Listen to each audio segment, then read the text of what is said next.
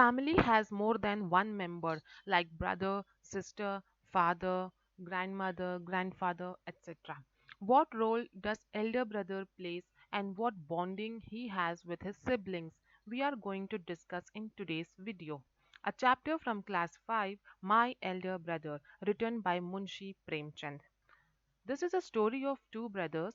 One is 14 years and the other one is 9 years.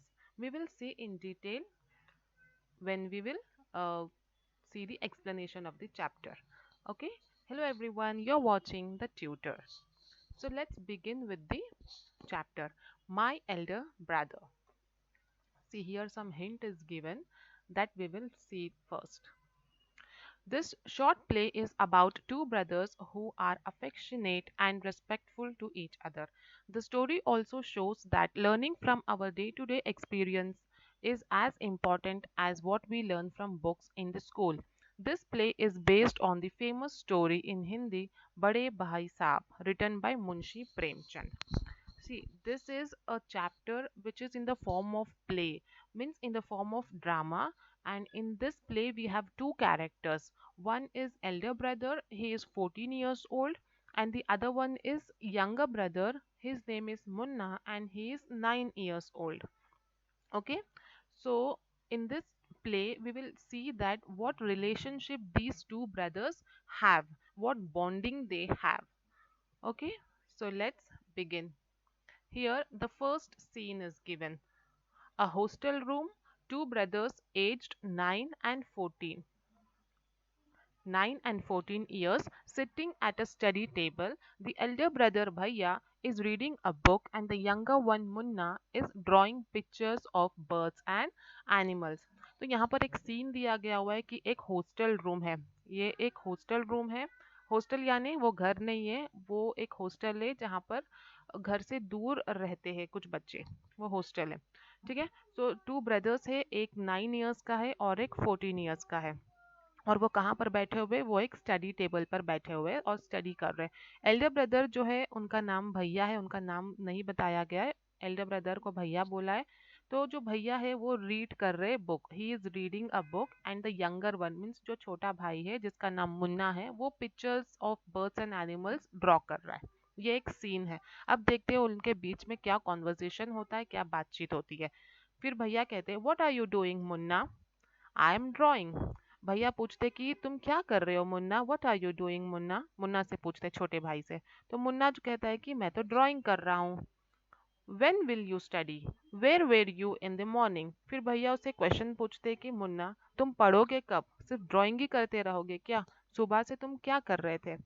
फिर जब इतने सारे क्वेश्चंस मुन्ना के ऊपर आते तो मुन्ना पेल हो जाता है, मीन्स टर्निंग पेल. यानी कि जब आपके ऊपर बार बार कोई क्वेश्चन तरह तरह के पूछता है तो आप थोड़े से सैड फील करने लगते हो, राइट? तो वो टर्निंग पेल हो, उसका जो चेहरा है वो पीला पड़ने लगा था कि इतना सारा क्वेश्चंस क्यों पूछ रहे भैया. ठीक है. फिर वो कहने लगा कि आई वॉज प्लेइंग भैया, how can you sit with a book for hours together? अब वो भैया को पूछते कि मैं तो खेल रहा था लेकिन तुम पूरा दिन बुक लेकर कैसे बैठे रहते हो स्टडी टेबल पे, सिर्फ पढ़ाई कैसे कर लेते हो? मुझसे तो नहीं होता. फिर भैया क्या कहते हैं, that's because I want my foundation in education to be very strong. If the base is strong then the building will stand firmly. Sometimes it takes me 2 years to do 1 year's homework. अब भैया क्या कहते हैं कि मैं इसलिए इतना पढ़ता हूँ क्योंकि मुझे मेरा जो बेस है, मेरा जो फाउंडेशन है, जो नींव है एजुकेशन का, उसको स्ट्रांग रखना है. अगर मेरा जो बेस वो स्ट्रांग नहीं रहेगा तो फिर मैं आगे की पढ़ाई कैसे करूँगा? इसका मतलब ये है कि भैया कह रहे हैं कि मेरा जो बेसिक एजुकेशन है मैं उसको स्ट्रांग करना चाहता हूँ. अगर वो स्ट्रांग रहेगा तो मैं आगे की पढ़ाई अच्छे से कैरी कर सकता हूँ. फर्मली यानी कि स्ट्रॉन्ग. ओके. अगर मेरा बेसिक अच्छा रहेगा तो मैं जब हायर क्लास में जाऊंगा तो वो भी मैं अच्छे से कर पाऊंगा. और वो ये भी कह रहे हैं कि कभी कभी तो मुझे 1 साल का होमवर्क करने 2 साल लग जाता है. मतलब 1 साल का होमवर्क, 1 ईयर का होमवर्क फिनिश करते करते उसे 2 साल का टाइम लग जाता है. किसे? भैया को. वो सिर्फ प्रैक्टिस ही करते रहते हैं. फिर देखो मुन्ना क्या कहता है, भैया you are 5 years older than I am and 3 classes ahead of me. I wonder why you keep writing the same word 20 times, one sentence more than 20 times, and copy poems several times in beautiful letters. अब जो मुन्ना है वो भैया से पूछते हैं कि भैया आप तो मुझसे 5 साल बड़े हो, मैं 9 साल का हूँ, आप 14 साल के हो, तो एज डिफरेंस कितना है, 5 साल का। आप मुझसे 5 साल बड़े हो लेकिन आप मुझसे सिर्फ 3 ग्रेड आगे हो। सपोज एग्जाम्पल के तौर पे अगर मुन्ना फर्स्ट में है तो भैया जो है वो थर्ड में होंगे, जबकि उन्हें फिफ्थ में होना चाहिए, क्योंकि वो 5 years का जो एज गैप है उस हिसाब से तो उनको 5 ग्रेड आगे होना चाहिए, लेकिन वो सिर्फ 3 ग्रेड आगे है। वो ये क्वेश्चन पूछता है अपने भैया से कि आप 5 years एल्डर हो लेकिन आपका जो ग्रेड है, आप जो स्कूल में मुझसे आगे हो, वो सिर्फ 3 क्लास आगे हो, ऐसा क्यों? और वो ये भी पूछता है कि आप एक वर्ड को 20 टाइम्स क्यों लिखते हो? One word, why do you write one word 20 times, one sentence more than 20 times, और एक सेंटेंस को 20 टाइम्स से ज्यादा क्यों लिखते हो? और जो पोम्स होते हैं उसको आप ब्यूटीफुल लेटर्स में क्यों बार बार लिखते हो? वो अपने भैया से पूछता है। फिर भैया कहते हैं, you know studying English is no child's play, one has to work very hard in order to learn the subject, to speak और write English properly tremendous effort is required, but the moment you get a chance you run to the field, play marbles and fly paper kites, or sit idling away with friends for fun. Can't you sit down and study? अब भैया कहते हैं कि English पढ़ना किसी बच्चे का खेल नहीं है। नो चाइल्ड्स प्ले मतलब वो किसी बच्चे का खेल नहीं है, मतलब इतना आसान नहीं है इंग्लिश पढ़ना। आपको 20 टाइम्स, मोर देन 20 टाइम्स लिख लिख के आपको प्रैक्टिस करना पड़ेगा, तभी आपको इंग्लिश आएगा बोलने भी और लिखने भी। ट्रिमेंडस एफर्ट मीन्स बहुत ज़्यादा एफर्ट, ओके, मीन्स आपको बहुत ज़्यादा एफर्ट लगाना पड़ेगा, बहुत ज़्यादा आपको स्टडी करना पड़ेगा। ट्रिमेंडस एफर्ट रिक्वायर है आपको इंग्लिश सीखने में। But the moment you get chance you run to the field, लेकिन जैसे ही तुमको चांस मिलता है तुम तो भाग जाते हो, जाके मार्बल्स खेलते हो, गोटियां खेलते हो और काइट्स उड़ाते हो, या फिर चुपचाप अपने फ्रेंड्स के साथ टाइम पास करते हो। तुम बैठ कर स्टडी क्यों नहीं करते? ये अपने छोटे भाई मुन्ना से पूछते भैया। क्या क्या पूछते कि जब तुम्हें टाइम मिलता है तो तुम स्टडी क्यों नहीं करते हो, तुम जाके बाहर खेलने लगते हो। इंग्लिश सीखना किसी बच्चे का खेल नहीं है, आपको बहुत मेहनत लगती है, इसीलिए मैं 20 टाइम्स लिख लिख कर प्रैक्टिस करता हूँ ताकि मेरा जो बेस है एजुकेशन में वो स्ट्रांग हो जाए। ठीक है। फिर मुन्ना क्या कहता है, ओ भैया there is a big mela in the village today, should we go? अब मुन्ना पूछता है कि जो विलेज है, जो गांव है, वहां पर एक मेला लगा हुआ है, एक एक एग्जीबिशन लगी हुई है, तो क्या हमें जाना चाहिए वहां पे? चलो चलते। Have you ever seen me going to a fair or going to watch a cricket or hockey match? I don't go near them. I prefer to study a book. I don't mind repeating a class for more than 2 years, but you might stay in the same class all your life. Do you expect to pass if you waste your time playing all the time? You are simply wasting father's hard earned money. अब जो भैया है वो क्या reply करते, वो मुन्ना से कहते हैं कि क्या तुमने कभी मुझे देखा है कि मैं कोई एग्जीबिशन में जा रहा हूँ, या फिर कोई मेले में जा रहा हूँ, या फिर कोई क्रिकेट या हॉकी मैच देखने जा रहा हूँ? क्या कभी तुमने मुझे देखा है? नहीं देखा है ना। मैं हमेशा बुक और पेपर लेकर, बुक पेन लेकर बैठा रहता हूँ, मतलब मैं सिर्फ स्टडी करता हूँ। मैं अपना ज़्यादा से ज़्यादा टाइम स्टडीज़ में लगाता हूँ, क्योंकि मुझे अपना बेस अच्छा करना है, मुझे अपना स्टडीज़ का जो एजुकेशन का बेस है, फाउंडेशन है, उसको मजबूत करना है। तो मैं यहाँ वहाँ जाकर टाइम पास नहीं करता। और वो मुन्ना से कहते हैं कि तुमको भी यही करना चाहिए, तुमको भी स्टडी करना चाहिए, इधर इधर उधर जाके खेलना या फिर टाइम पास नहीं करना है, तुमको भी अच्छा पढ़ना है। और जो फादर्स का जो हार्ड अर्न मनी है, जो उनकी मेहनत की जो कमाई है, जिससे वो हमारा फीस या फिर हॉस्टल का जो भी फीस भरते हैं उसका उसको वेस्ट नहीं करना है, हमको अच्छा मार्क्स लाना है, भैया मुन्ना से कहते हैं। Munna starts crying on being scolded and sobbing sound are heard. अब जब मुन्ना को डांट पड़ती है कि नहीं मेला में नहीं जाना है, बैठकर पढ़ना है, तो वो उदास हो जाता है और वो रोने लगता है। फिर भैया, I feel like running away and going back home. अब जब उसे डांट पड़ती है तो मुन्ना कहता है कि मुझे तो घर जाना है, मुझे यहाँ हॉस्टल में नहीं रहना है आपके साथ, मुझे घर जाना है। फिर भैया बोलता है, Now stop crying. Put on a nice smile. Look, I will make a timetable for you to follow. Get up at dawn. अब भैया कहते कि चुप हो जाओ, अब रोना बंद करो, मैं तुम्हारे लिए एक अच्छी सी टाइम टेबल बनाऊंगा और वो टाइम टेबल के हिसाब से तुमको फॉलो करना, अपना जो रूटीन है वो स्पेंड करना है। एक टाइम टेबल बनाते हैं वो, ये टाइम टेबल भैया ने प्रिपेयर किया है मुन्ना के लिए। ठीक है, देखते हैं वो कैसा टाइम टेबल बनाए। ये टाइम है 6 बजे, wash your hands, have your breakfast and sit down to study.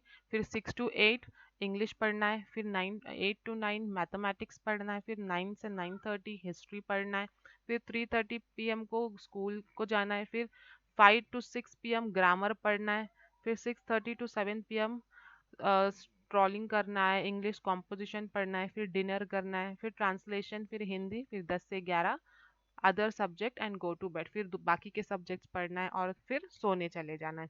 तो इस टेबल से क्या पता चलता है कि इसमें तो रेस्ट का या फिर प्ले का कोई टाइम ही नहीं है, सिर्फ स्टडीज स्टडीज स्टडीज है। ठीक है, तो भैया ने बहुत ही ज़्यादा स्ट्रिक्ट टाइम टेबल बनाया है और मुन्ना को दे दिया कि तुमको ऐसा फॉलो करना है, ये तुम्हारा टाइम टेबल है और तुमको ये सब टाइम के हिसाब से ये सब काम करना है। यहाँ डॉन, डॉन का मतलब early morning, before sunrise. Okay, early morning before sunrise, सूरज निकलने से पहले जो होता है ना एकदम सुबह, वो होता है डॉन। तो वो कहते हैं कि गेट अप एट डॉन, एकदम सुबह तुमको उठना है। फिर next Munna, but when is the time to play?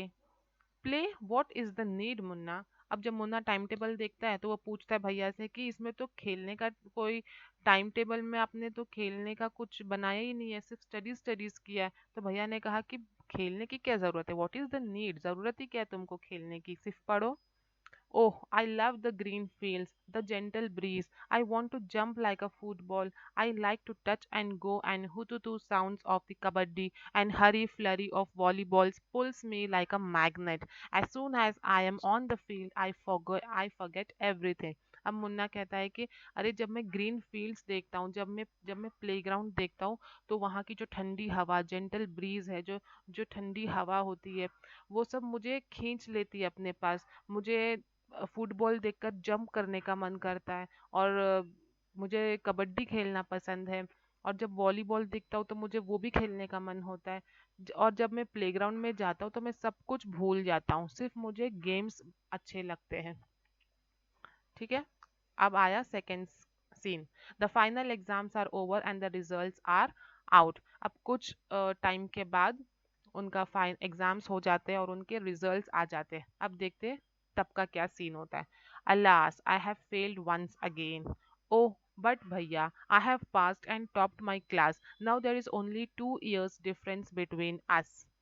अब जब रिजल्ट आता है तो भैया फेल हो चुके होते हैं, लेकिन मुन्ना मुन्ना पास कर जाता है और टॉप भी करता है अपने क्लास में। और वो कहता है कि अब हमारे बीच में सिर्फ 2 साल का डिफरेंस है। पहले भैया जो है वो सिर्फ 3 ग्रेड आगे थे, अब 2 ग्रेड हो गए क्योंकि मुन्ना पास हो गया और भैया फिर से फेल हो गए। तो अब कितना डिफरेंस है, सिर्फ 2 years का डिफरेंस है। एज में नहीं, एज में तो 5 years का गैप है। ये क्लास की बात कर रहा है। स्कूल में मुन्ना से सिर्फ 2 years आगे है उनके बड़े भैया।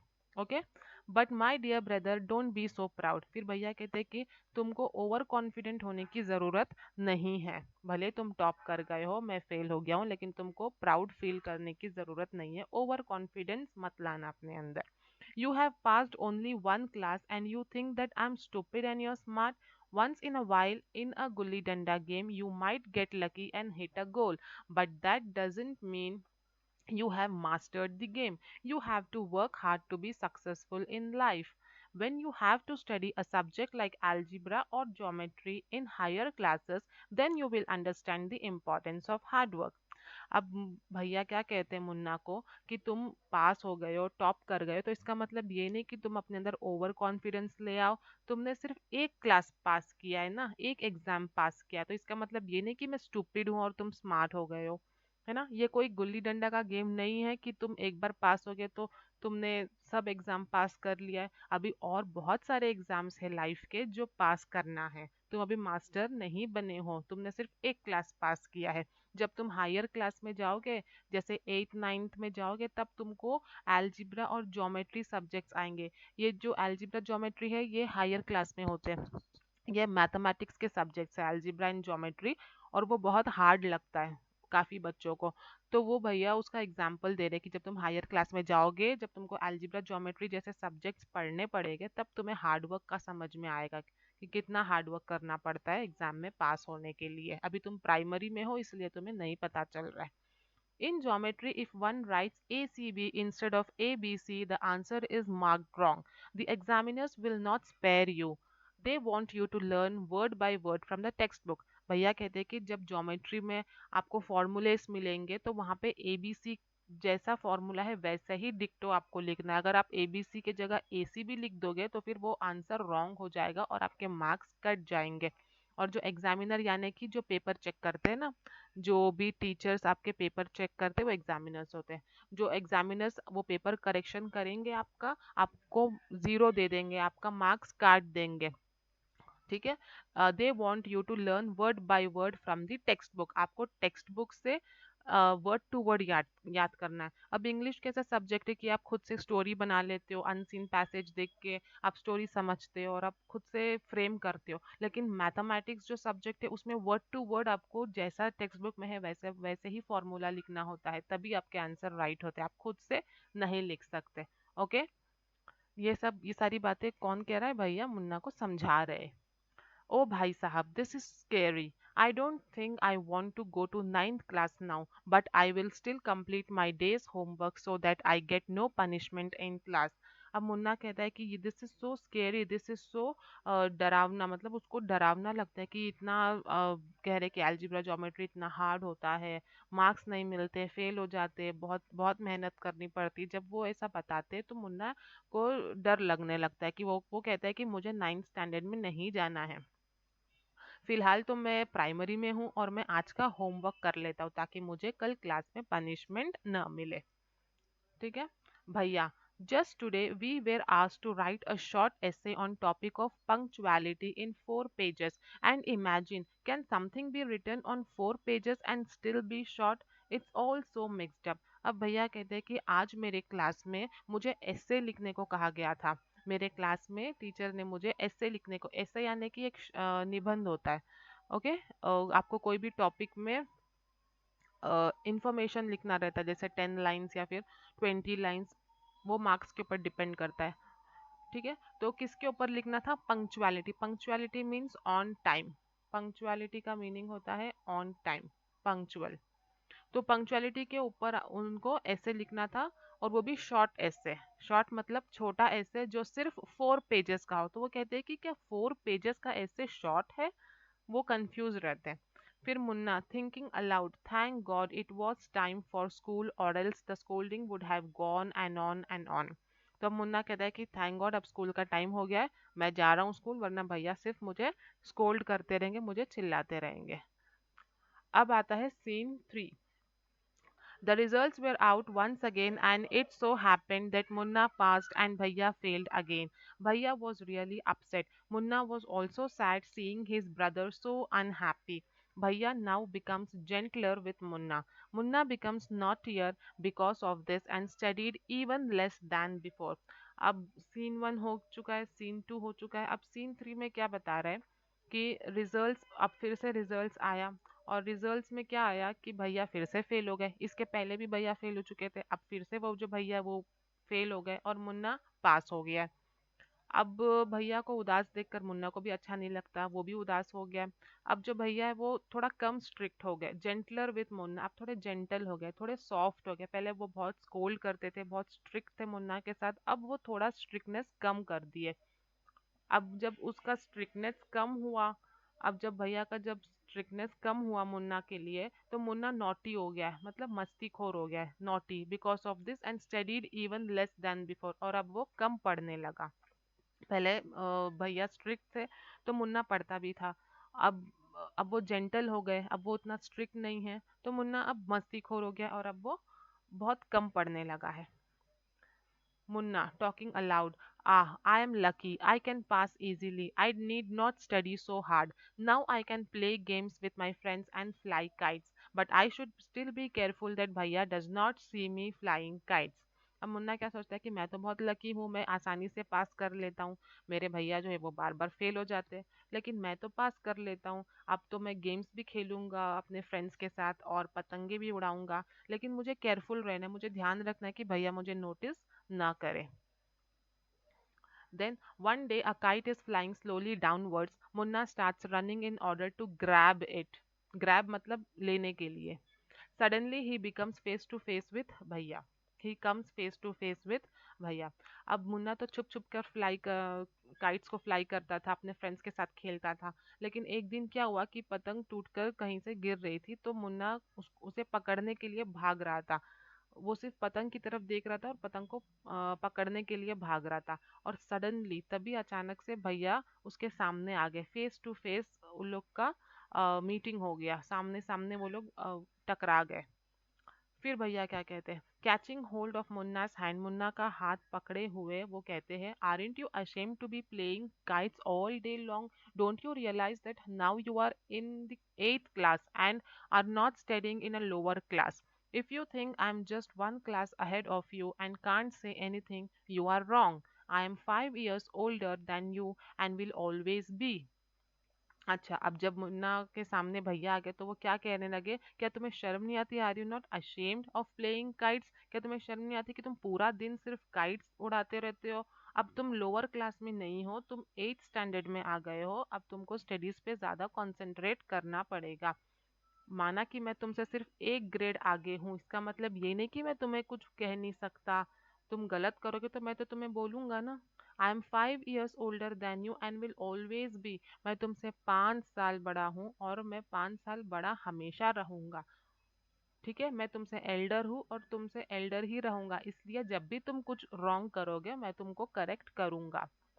Understanding doesn't come only from reading books. Look at Ma and Baba. Ma has never gone to school and Baba has only passed 5th class.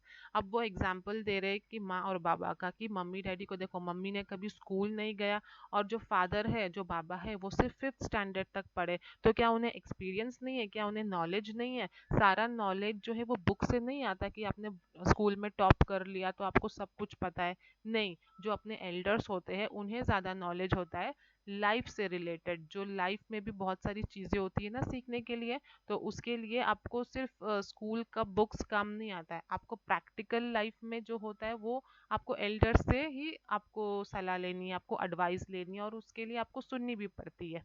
तो वो एग्जाम्पल किसका दे रहे हैं? अपने पेरेंट्स का एग्जाम्पल दे रहे हैं कि पेरेंट्स ज़्यादा पढ़े नहीं है लेकिन फिर भी उन्हें एक्सपीरियंस है ना, क्या वो हमें टोकते टोकते नहीं है? ऐसा। फिर मुन्ना, रियली भैया इज दैट ट्रू? अब मुन्ना पूछता है सच में क्या ऐसा है? Yes, there are thousands things that they know more than you or me. And even if we have studied the wisdom of the whole world, Ma and Baba will always have the right to explain to us and correct us. अब भैया कहते हैं कि हाँ, ऐसा है। ऐसे हजार चीजें हैं जो मम्मी डैडी को हमसे ज्यादा पता है। माना कि हम लोग बुक्स में बहुत ज्यादा घुसे रहते हैं, ज्यादा से ज्यादा बुक्स पढ़ते हैं, तो इसका मतलब ये नहीं कि हमें पूरे वर्ल्ड का नॉलेज हो गया। विजडम यानी कि नॉलेज, पूरे वर्ल्ड का नॉलेज हो गया है, ऐसा नहीं है। मम्मी डैडी को जो एक्सपीरियंस है वो अलग है, वो हमसे ज़्यादा है और हमेशा ज़्यादा ही रहेगा। और वो लोग हमें एक्सप्लेन करते हैं, हमें करेक्ट करते हैं, जब भी हम कुछ रॉन्ग करेंगे तो वो हमें करेक्ट करेंगे, क्योंकि उन्हें ज़्यादा एक्सपीरियंस है। Now what would you do if I were fault sick today? अब वो पूछता है मुन्ना से, जो भैया है वो पूछते हैं मुन्ना से कि अगर मैं बीमार पड़ जाता हूँ अभी तो तुम क्या करोगे? एक क्वेश्चन पूछते हैं। तो मुन्ना कहता है आई डोंट नो, मुझे नहीं पता मैं क्या करूंगा। I would tell Baba and he would rush to the hostel. मैं तो सीधा बाबा को, अपने फादर को बोलूंगा और फादर जल्दी से हॉस्टल की तरफ आएंगे, मतलब भागते हुए हॉस्टल पर आ जाएंगे। फिर भैया बोलते हैं I had expected this answer. Now Baba would not get upset, he would first try to find out what was wrong and then he would call a doctor. Baba would knew exactly what to do. Baba would know exactly what to do. They have more experience than us.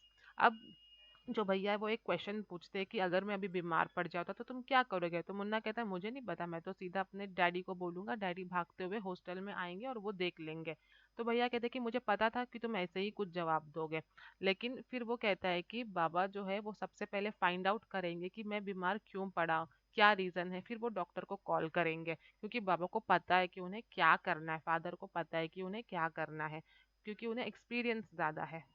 ठीक है, with tears in his eyes, भैया I am sorry what you say is true. अब मुन्ना को realise होता है कि हाँ, जो एल्डर्स लोग होते हैं उन उनमें ज़्यादा एक्सपीरियंस होता है और हमें उनका जो एडवाइस होती है वो सुननी पड़ती है।